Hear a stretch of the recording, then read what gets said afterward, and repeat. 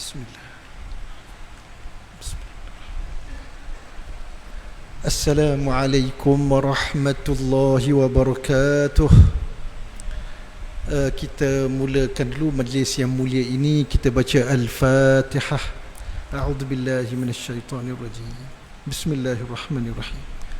Alhamdulillahi rabbil alamin. Ar-rahmanirrahim. Maliki yaumiddin.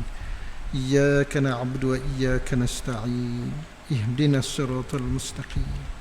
Siratal ladzina an'amta 'alaihim ghairil maghdubi 'alaihim waladdallin. Amin. Alhamdulillahi hamdan katsiran tayyiban mubarakan fihi.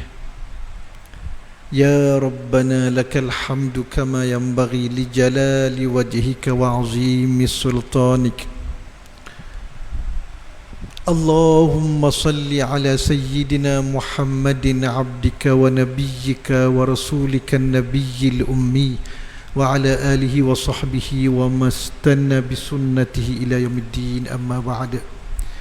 Yang dimuliakan Tuan Pengerusi dan seluruh ahli jawatan kuasanya, yang dihormati Tuan Imam, para Bilal, para asatizah, muslimin, muslimat, tetamu Allah yang dirahmati sekalian.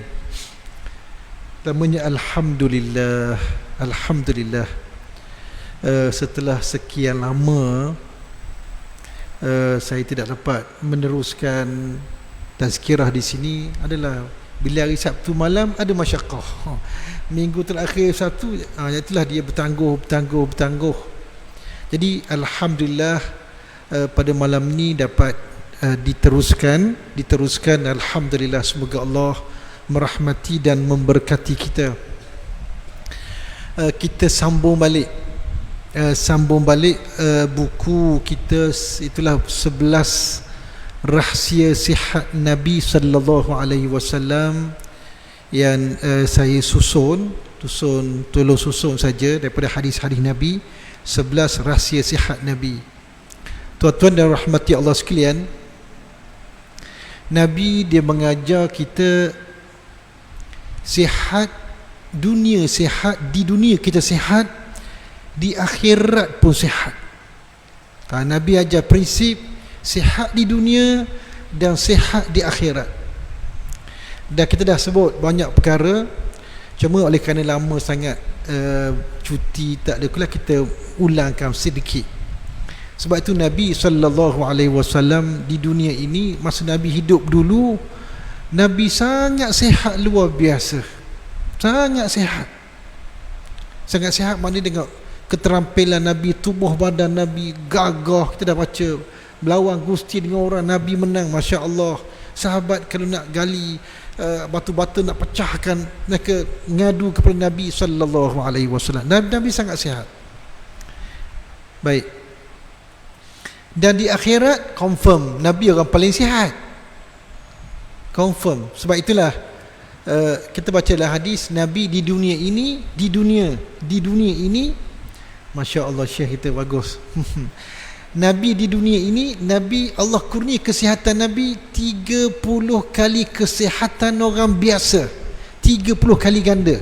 Rasulullah tu, hadis sahih Bukhari, Nabi Allah kurnia kepada Nabi 30 kali kekuatan lelaki sihat. Di akhirat ada hadis dalam Fathul Bari menyebut manusia dalam syurga Allah gandakan 100 kali ganda kesihatan atas dunia. 100 kali ganda. Bayangkan kalau Nabi 30 kali ganda di dunia, di akhirat kali 100. Allahu Akbar. Baik, tak apalah yang tu cuma kita sebut tulis dah, semua amalan sunnah, amalan Nabi ni dia ada rahsia-rahsia yang kita tak tahu. Cuma kalau kita boleh buat kesimpulan begini, semua sunnah Nabi ni dia ada, kita tak tahu sebab Nabi dia berguru dengan Allah. Lepas tu Nabi buat perkara, Allah ajar begini, yang diajar oleh malaikat, melalui malaikat. Lepas tu sunnah Nabi dia boleh ibarat macam ni, tuan-tuan. Pernah satu ketika Nabi SAW suruh sahabat masak seekor kambing. Dan sahabat memang tahu Nabi ni dia suka makan, kalau bahagian kambing ni Nabi suka makan bahagian kaki depan.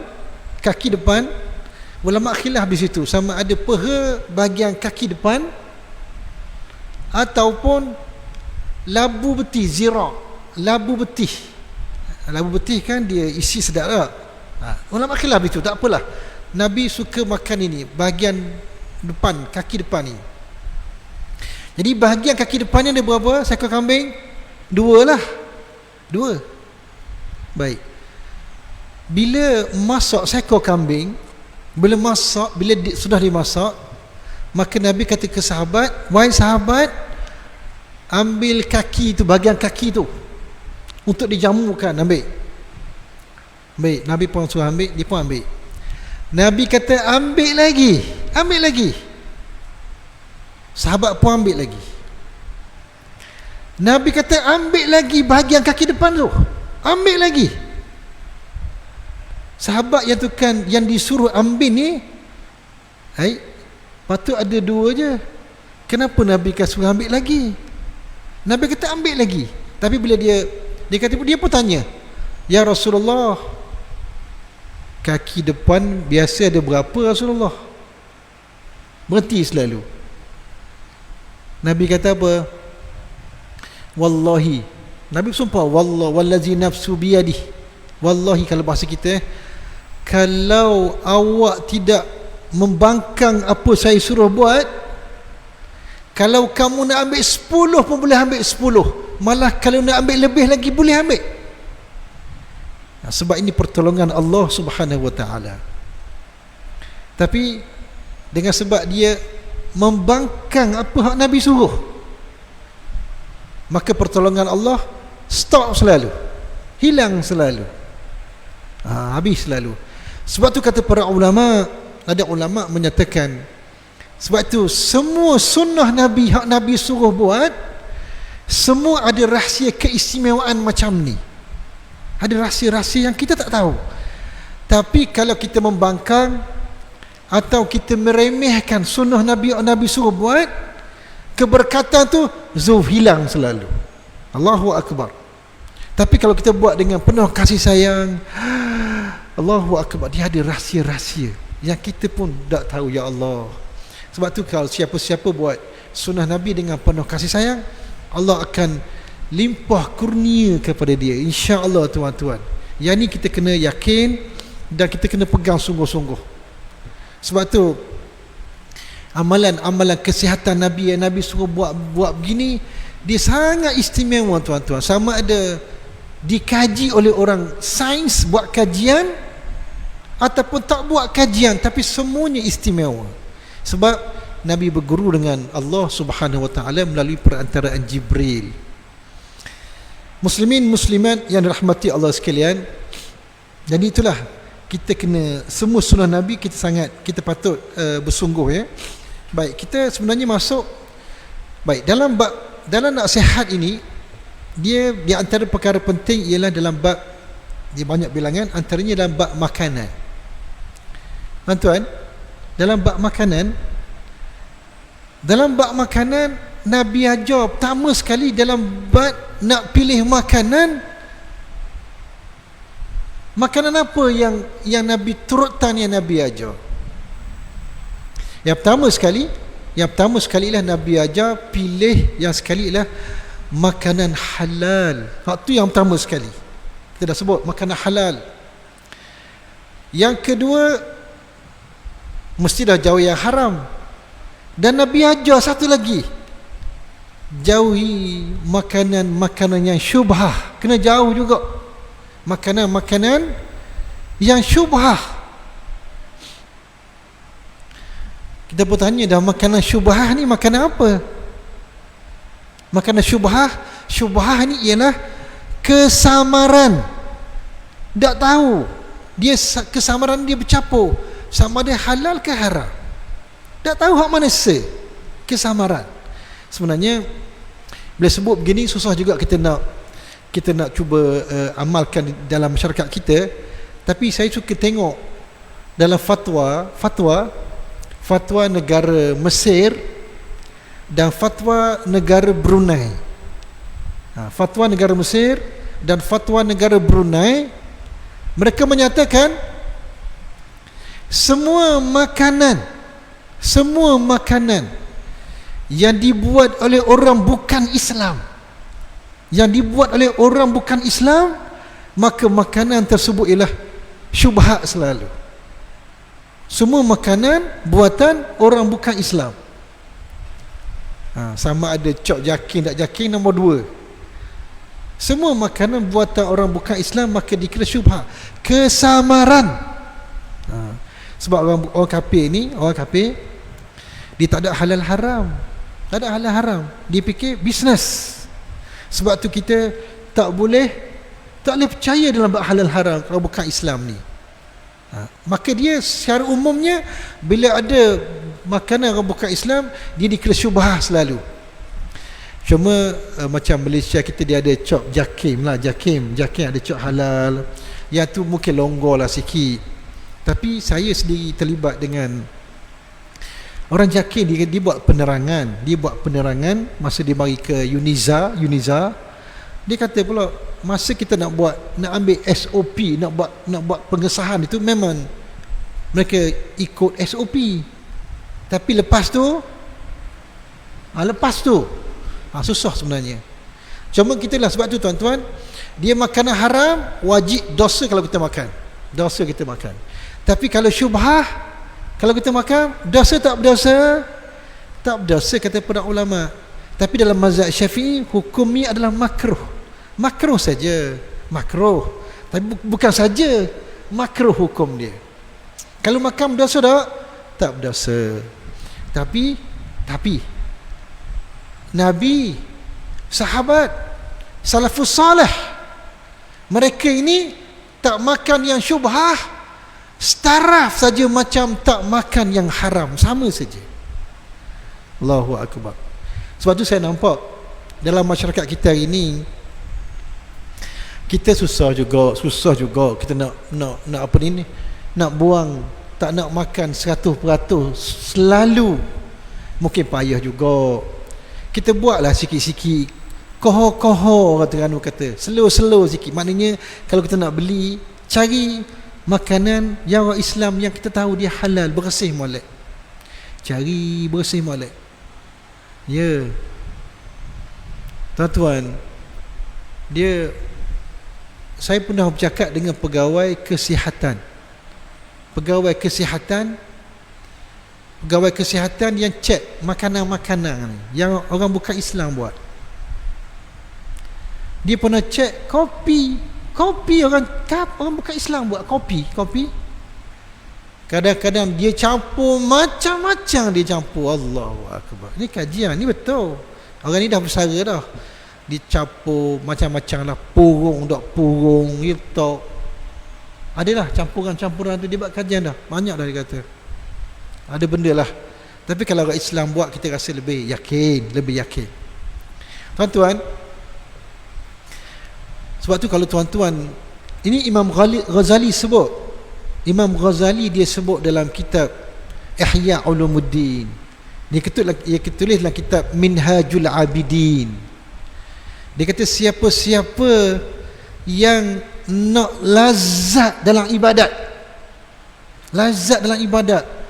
rasa khusyuk dalam solat, biar tak faham makna nombor 2, nak rasa khusyuk dalam sembahyang, ataupun rasa lazat dalam berzikir, rasa lazat dalam berzikir, dia kata apa?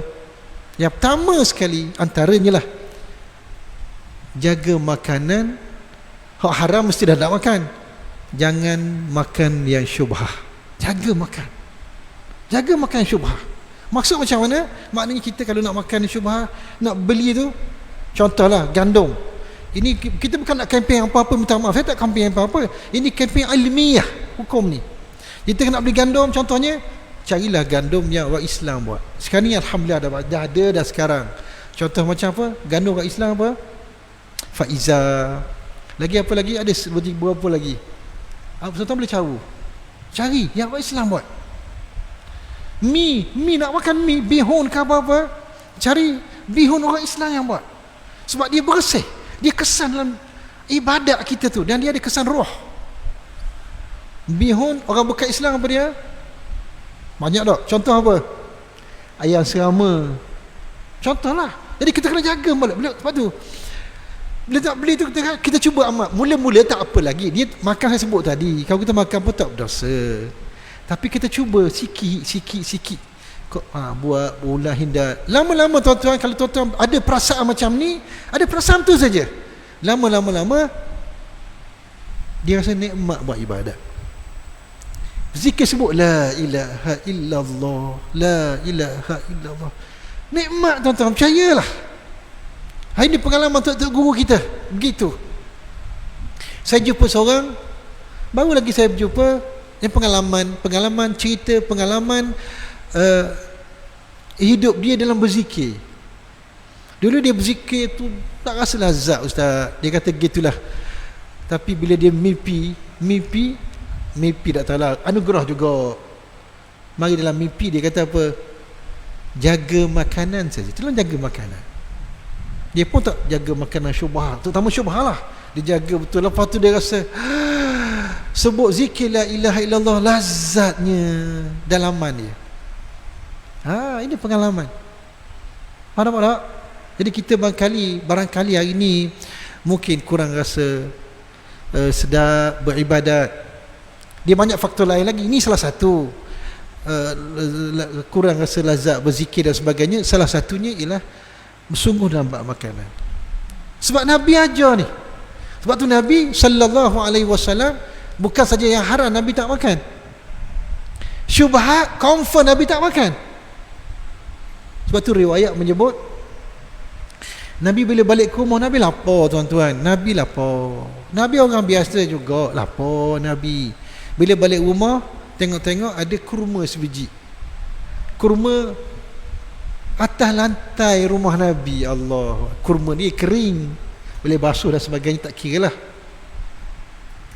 Tapi Nabi ambil. Bila Nabi nak ambil, nak makan, Nabi teringat ini mungkin kurma dia, ataupun mungkin kurma zakat. Sebab kadang-kadang ada juga kurma zakat letak rumah Nabi dulu, lepas tu diagihkan kepada orang fakir miskin. Jadi sekarang kurma ini kesamar, maknanya mungkin kurma Nabi, ataupun ini mungkin kurma zakat. Nabi tak makan dah, beri ke orang lain. Nabi beri ke orang miskin. Itu maksud kesamaran. Sebab tu tuan-tuan, kita tolonglah hati-hati. Orang-orang kita kadang-kadang sengaja masuk kedai orang bukan Islam, pergi makan kedai orang bukan Islam. Walaupun orang Islam yang masak, tapi sumber daripada mana? Siapa yang beli? Tokai dia. Ini kena faham baik-baik. Sebab tu kadang-kadang orang kita beli yang banyak orang viral, ayam orang Cina. Orang Cina sembelih tak lekat Allah. Janganlah tuan-tuan. Sungguh sabarlah. Kalau kita boleh beramal ni, ya Allah, sedapnya kita dalam ibadat. Susah sikit lah, kita berasa susah sikit. Nak ni Allah cari, ni orang Islam, susahlah sikit. Tapi kita akan dapat nikmat dalam ibadat. Faham tu Maggi, cari Maggi orang Islam dulu. Cubalah ubah. Walaupun mungkin tak sesedap barangkali Maggi orang bukan Islam buat, tapi kita cuba, insya-Allah. Hatta cuba insya-Allah. Kau berubah, kita akan rasa nikmat. Sebab Nabi ajar begitu. Sebab tu tuan-tuan, Nabi dia bukan saja tak makan yang haram, bukan saja tak makan syubhah. Hak ni khusus untuk Nabi. Sedekah pun Nabi tak makan. Sedekah sunat. Kalau zakat memang Nabi tak makan dah. Sedekah sunat pun Nabi tak makan dah. Rasulullah, ini sedekah untuk Rasulullah, Nabi tak ambil dah. Maknanya Nabi terlalu menjaga hidup Nabi itu. Sebab tu Nabi kekuatan roh luar biasa. Baik. Bila selesai hak tu, barulah beralih kepada pilih makanan berkhasiat. Makanan berkhasiat. Hak ni pun saya rasa baca dah dulu, tapi tak apalah, saya sebut sikit-sikit je. Barulah Nabi pilih makanan berkhasiat. Sebab tu dalam buku yang saya ni, yang tuan-tuan ada buku lama dah ada mana tak? Nabi cadang, saya tulis ada 4 perkara, ada 4 benda kena ada dalam sajian makanan hari yang kita patut ada. Kalau tak boleh 4, mungkin 3, tak boleh 3, mungkin 2. Apa dia? Contohnya susu patut ada dalam sajian makanan. Susu dia. Tapi saya pun juga sebut, kalau lebih susu hak paling terbaik ialah susu apa? Hak perah tu. Hak perah di kapung-kapung, hak tu yang terbaik. Sebab apa? Sebab apa terbaik? Sebab kadang-kadang susu hak dijual yang buat bisnes itu, kadang disuntik hormon juga supaya susu dia banyak. Kalau tak percaya, tuan-tuan boleh tengok dalam internet, cek. Dia gemar sebab bisnes. Yang kedua kena ada juga, yang penting Nabi syorkan juga, dia banyak pemakanan-makanan, tapi ada 4 benda ni sangat istimewa sebab disebutlah Quran, disebutlah hadis. Kena ada juga dalam rumah kita madu lebah asli. Sebab Nabi suruh madu lebah asli. Yang ada asli tak jamin. Nabi nak madu lebah asli. Tuan-tuan ada tak madu lebah asli, ada ke tak? Ada. Bagus. Ya kena ada. Dan sunnah Nabi suruh. Sebab Al-Quran pun sebut. Hadis pun sebut. Alaikum bisyifa'aini. Nabi kata, hendaklah kamu merawat sesuatu penyakit dengan madu lebah asli dan Al-Quran. Carilah. Yang penting asli. Kalau dah asli, tak ada jaminan daripada Rasulullah sallallahu alaihi wasallam. Cari. Itu pandai-pandai sendirilah. Dia hak asli, nak tahu hak mana paling afdal, kalau boleh panjat sendiri. Itu asli betul. Kita dah baca dulu. Yang ketiganya kena ada juga, Nabi show sangat, kurma kena ada juga. Kurma ni mudah tercari. Contohnya hak yang terbaik ialah kurma daripada Madinah. Walaupun kurma daripada Palestin baik, kurma daripada negara lain baik, kurma daripada Madinah dia paling istimewa. Sebab apa? Sebab berkat doa Rasulullah sallallahu alaihi wasallam. Nabi pernah berdoa, Allahumma barik fi madinatina, antaranya wa barik fi asjarina wa fi thimarina. Ya Allah, berkatilah Madinah ini, berkatilah pokok-pokok, berkatilah buah-buahnya, termasuk Allahu akbar, terutamanya kurma ajwaf. Ajwaf ini sebagai ringkasan hak saya sebut hak lepas-lepas ni. Dan satu lagi, Nabi suruh juga, kalau boleh ada tiap-tiap orang kena ada dalam rumah dia habbatus sauda. Kena ada juga. Sebab Nabi sebut habbatus sauda ini syifaun min kulli da'in, merupakan syifa, penawar bagi kebanyakan penyakit. Bukan semua penyakit, kebanyakan penyakit. Patut ada, amalkan. Cuma cara terbaik makan ialah, mungkin nak ambil minyak dia boleh, ataupun kita makan, kita gigit terus pun boleh, terpulang lah. Ada 4 benda yang saya sebutkan ini sebab sunnah Nabi. Dan banyak lagi. Zaitun, Nabi suruh. Tapi bukanlah bermakna, kata para ulama, yang Nabi sebut ini, yang Nabi sebut ni hak ni saja. Bukan.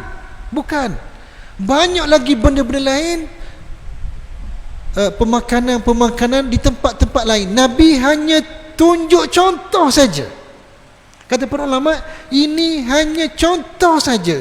Banyak lagi. Mungkin di kampung kita apa lagi?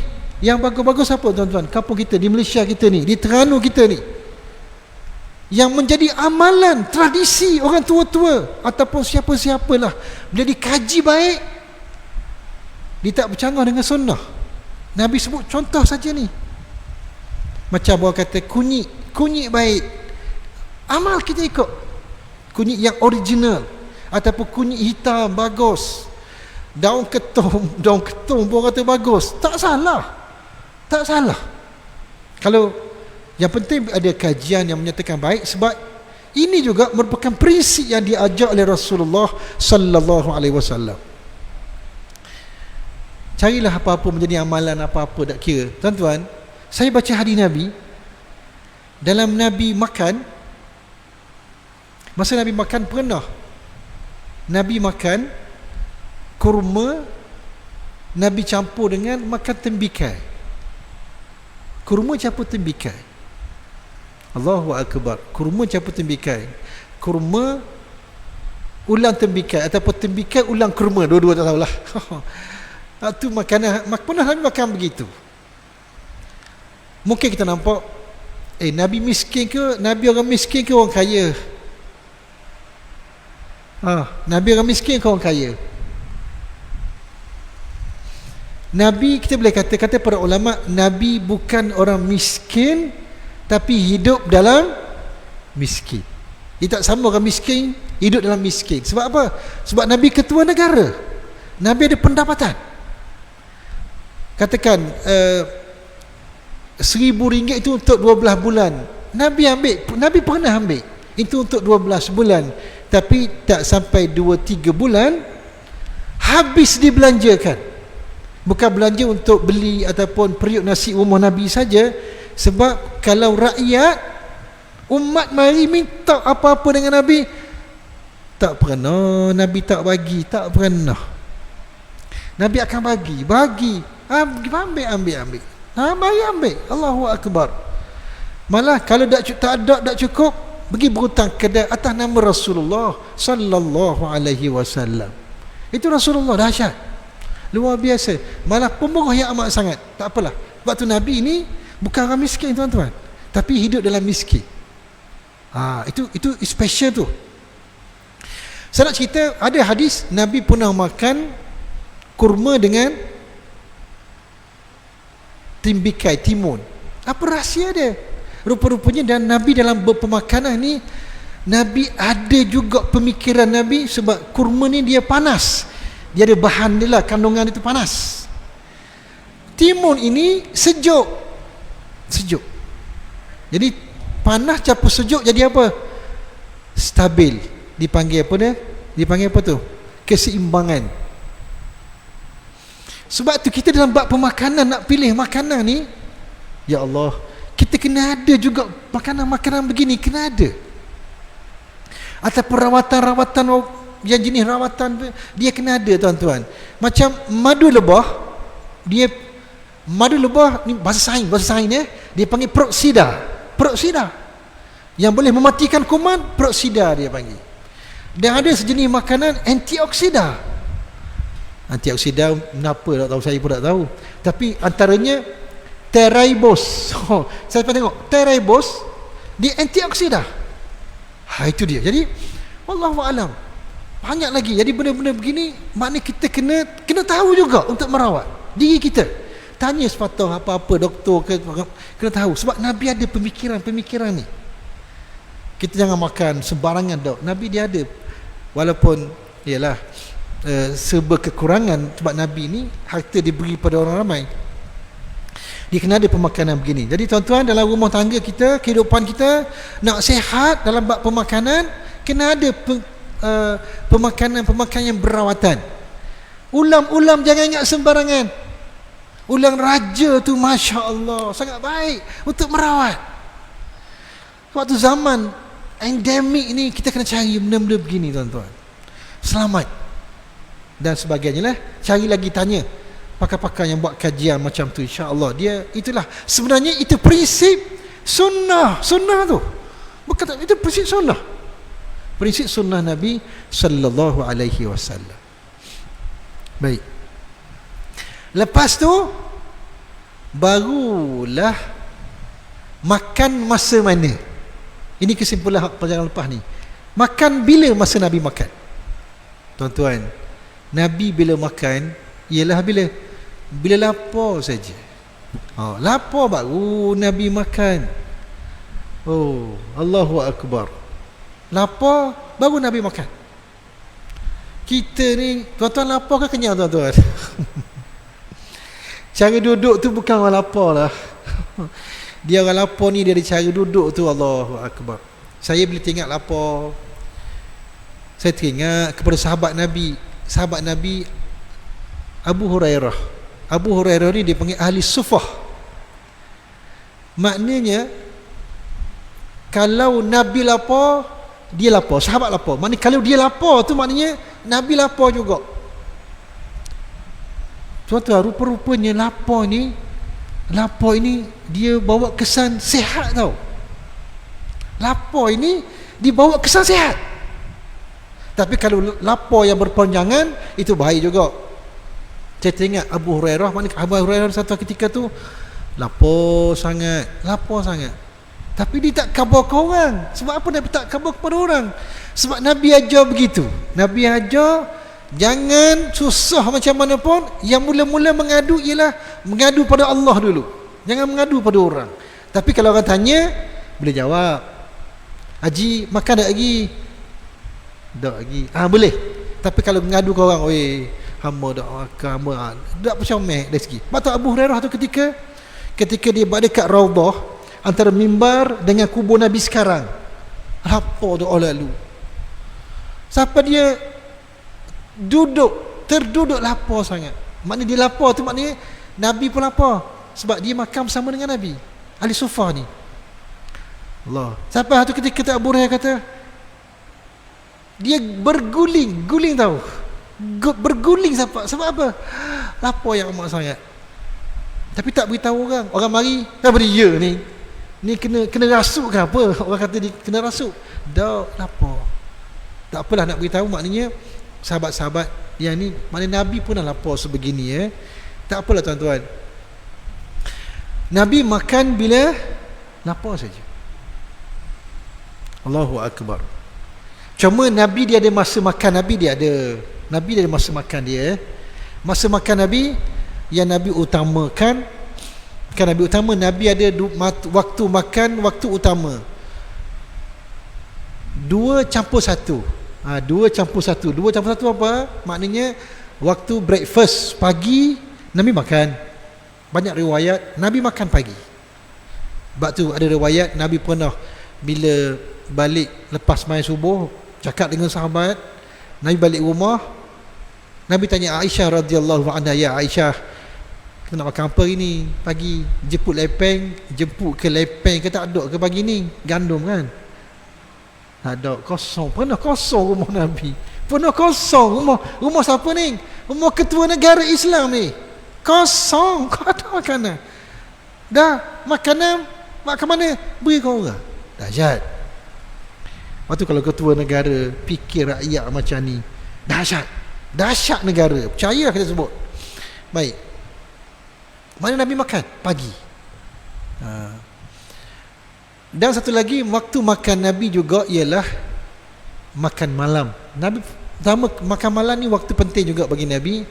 Cuma Nabi makan malam bulan puasa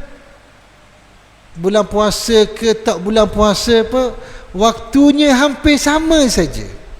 Kalau bulan puasa, Nabi akan makan biji kurma maghrib, makan selalu. Kalau bulan biasa tak puasa, Nabi makan bila? Lepas sembahyang maghrib, Nabi akan balik makan. Maknanya Nabi makan, maknanya makan awal malam. Itu sunnah Rasulullah sallallahu alaihi wasallam. Allahu Akbar. Hak ni dengan kita ni berlawanan dah sikit ni.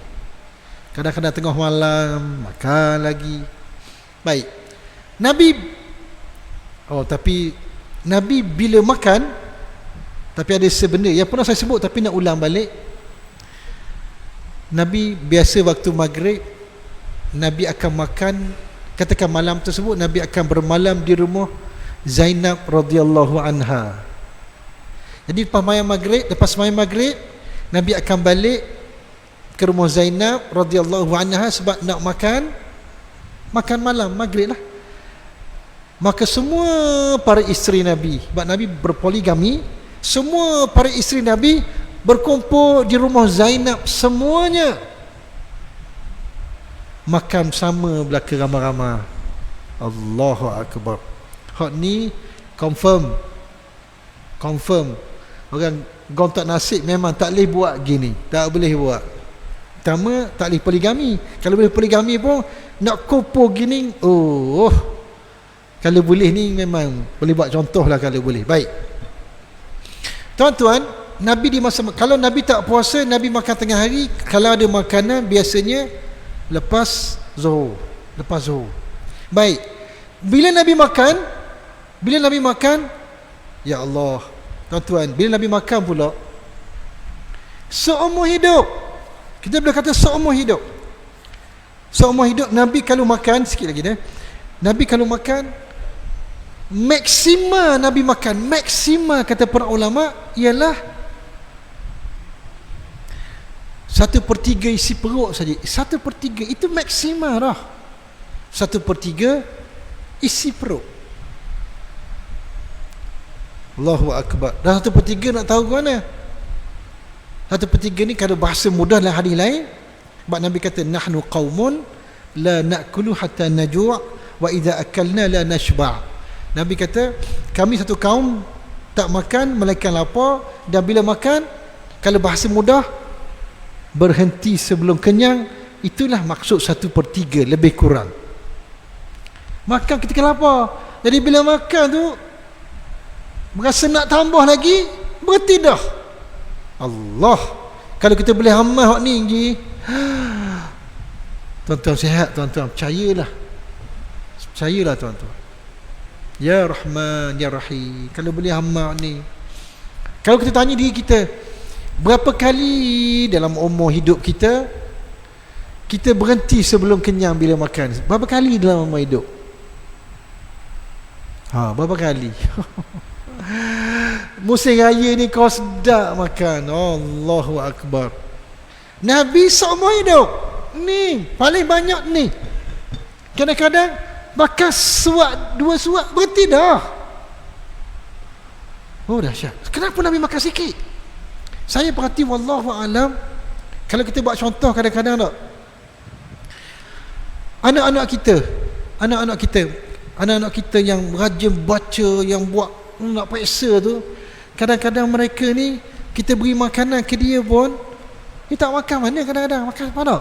Duk sibuk ke periksa, baca, buat kerja dan sebagainya. Nabi ni lebih pada tu lagi, fikir dakwah, fikir ummah. Kesiannya orang ni sebab tak beriman gini-gini. Sebab tu Nabi fikir akhirat. Sebab tu makan pun lebih kurang saja, sebab fikiran Nabi. Allahu Akbar. Jauhnya kita dengan Rasulullah. Kita kalau makan BBQ bukan BBQ saja, ni ada tak iman kampung saya. Dia kata, Ustaz, hari tu sekali dijemput untuk pergi makan di hotel di Terengganu ni, buka puasa. Jadi makan ke hotel, bang pun tak dengar. Masuk maghrib dah, makan, tambah, pergi makan lagi, ambil lagi, zoom. Tengok jam, pukul 8 baru berhenti makan. Pukul 8 tak sedar. Ini berlaku. Ya. Sebab madu hotel, makanan sedap, tambah dan sebagainya. Ini hakikat. Sebab tu kita penyakit mari, ya Allah, dan sebagainya. Sebab tu kalau kita boleh ikut sunnah Nabi ni, sebab tu orang yang ikut sunnah Nabi sihat dunia, sihat akhirat. Dan tak campur lagi beradab Nabi makan. Ya Allah tuan-tuan, dahsyat. Riwayat menyebut Nabi kalau tengok makanan saja, ingat ke Allah selalu. Terima kasih ya Allah, rezeki ya Allah beri. Baca doa, baca bismillah, makan. Lama tak? Sebab tu ada riwayat menyebut Nabi kata, ya Allah, Nabi kata tidak ada dalam makanan kita hari ini melainkan berkat di awal, tak berkat di akhir, kata Nabi. Mula-mula makan tu berkat, tapi di akhir tak berkat. Sahabat kata, sebab apa Rasulullah? Sebab apa begini? Nabi kata gini, masa nak makan mula-mula itu kita baca doa dah ramai-ramai. Ada orang kemudian mari, dia join sekali dengan Nabi, tak baca bismillah. Bila tak baca bismillah, jadi syaitan mari ikut dia, join sekali, hilang berkat selalu. Ada riwayat sebut begitu. Nampak tak? Sebab tu bila, jangan tuan-tuan, bila kita latih, bila kita nak makan, ingat ke Allah, bismillah, baca doa. Dan satu lagi sebelum makan, seumur hidup Nabi, riwayat menyebut Nabi kalau nak sentuh makanan, Nabi tak sentuh makanan, malaikat basuh dulu tangan dulu. Oh dahsyat. Ini cerita apa ni? Ini cerita 1400 tahun dulu. Cerita bab kuman-kuman, orang tak reti lagi. Nabi tak sentuh makanan, basuh dulu tangan. Ya Allah, kalau zaman kita learning, kita basuh tangan baik juga. Kalau kita sabun, guna sabun sikit molek benar, sunnah Nabi. Dan bila makan pula, bila sudah makan sedap, nikmat sedap makan, alhamdulillah, alhamdulillah. Jangan lupa tuan-tuan, itu yang diajar oleh Rasulullah sallallahu alaihi wasallam. Dan ada adat lagi, ada satu lagi nak sebut masa InsyaAllah pada bulan depan kita akan masuk bab lain. Kita akan masuk bab selain pada bab makanan dah. Tuan-tuan, Nabi juga ajar makanan. Jangan, kalau ada sisa-sisa makanan, walaupun sikit, walaupun satu biji beras, biji nasi, jangan kita buang, kata Nabi, jangan. Sebab apa? Sebab mungkin itulah makanan yang berkah yang kita cari, sepinggan mungkin, kata Nabi. Sebab kata Sayyidina Anas bin Malik, Sayyidina Anas, kami pernah makan bersama dengan Nabi. Allah, sedapnya makan dengan Nabi. Ketika Nabi ambil roti, makan roti, kami dengar roti di tangan Rasulullah bertasbih. Roti bertasbih, kami dengar dengan telinga. Roti yang dibakar tu, Allahu Akbar, dahsyat tak? Tu nak beritahu bahawa hormatilah makanan. Sebab tu Nabi bila makan, kalau ada sisa-sisa makanan, walaupun sikit, bukan pelahap, tapi menghormati. Allah ajar begini, habiskan makanan. Dia bukan jilat, bukan lidah. Lidah jilat. Hak ni dengan apa? Dengan bibir. Sunnah Rasulullah sallallahu alaihi wasallam. Dan kalau ada lagi yang 4 bulan yang boleh dihirup kuah, hirup, kata Nabi. Dan kalau ada jatuh. Tapi Nabi ni sebelum makan, Nabi dihampa separuh bahasa Terengganu kita, safrah, sufur, jamak dia. Sebab tu kalau jatuh, sebab tu Nabi pastikan tempat makan bersih, walaupun atas tanah, bersih. Jatuh, ambil, kata Nabi, ambil. Ada riwayat menyebut, banyak riwayat, siapa-siapa yang makan, kalau ada hak jatuh, dia ambil, dia kutip, insya-Allah. Nabi kata, beritahu apa dia? Orang ni banyak hadis, antaranya orang ni dia tak akan fakir. Orang ni sebab barakah. Dan yang lebih penting lagi, anak-anak dan keturunan dia, anak-anak dan keturunan dia orang-orang yang cerah muka, cerdik. Sebab apa? Mungkin barakah tu. Saya perhati orang Melayu kita makan atas separuh dah, tapi lepas tu ambil separuh, kebah luar. Jauh dengan sunnah Rasulullah sallallahu alaihi wasallam. Jadi kita amalkan beberapa perkara ni, tuan-tuan. Ada amal beberapa perkara, kita akan dapat apa? Kita akan dapat sihat, dunia sihat, dan pahala kita dapat akhirat, insya-Allah. Tuan-tuan rahmati Allah sekalian, apa dia ni? Saya ingat itu di antara saya nak cerita malam ni sebagai kesimpulan cerita tentang apa dia? Makanan, adab-adab makan Rasulullah sallallahu alaihi wasallam yang boleh bina kesihatan. Kalau kita boleh buat, insya-Allah. Dia tak boleh buat semua, hak mana tahu kita buat sikit-sikit, dah apa dah, insya-Allah. Saya rasa cukup. Insya lagi. Insya dah tak? Insya dah. Biasa bunyi tak bunyi hari ni? Bunyi gedup. Tak bunyi. Okey, tak apa, cukup dulu. Semoga Allah memberi kebaikan kepada kita. Dan semoga, yang penting tuan-tuan, bila kita amal ikut sunnah Nabi ni, sunnah Nabi, kita bayangkan sunnah Nabi, kita akan dekat dengan Nabi. Siapa yang penutup, Nabi kata, man ahya sunnati faqad ahabbani wa man ahabbani kana ma'i fil jannah. Riwayat Abu Daud, Imam Abu Daud. Nabi kata, barang siapa mengamalkan sunnahku, hak dia tahu tu, dia amal dengan penuh kasih sayang, ikut Nabi, maka orang ni di akhirat nanti dia ahli syurga dan dekat dengan Nabi sallallahu alaihi wasallam. Wallahu alam bisawab. Bismillahirrahmanirrahim. Alhamdulillahirabbil alamin wassalatu wassalamu ala rasulillahil karim wa ala alihi washabbihi ajma'in. Allahumma faqihna fid din wa 'allimna at-ta'wil wahdina siratal mustaqim. Allahumma ja'alna mimman yastami'una al-qawl fayattabi'una ahsanah. Wa sallallahu ala sayyidina Muhammad wa ala alihi wa sahbihi wa baraka wa sallam. Walhamdulillahi rabbil alamin. Taqabbalallahu.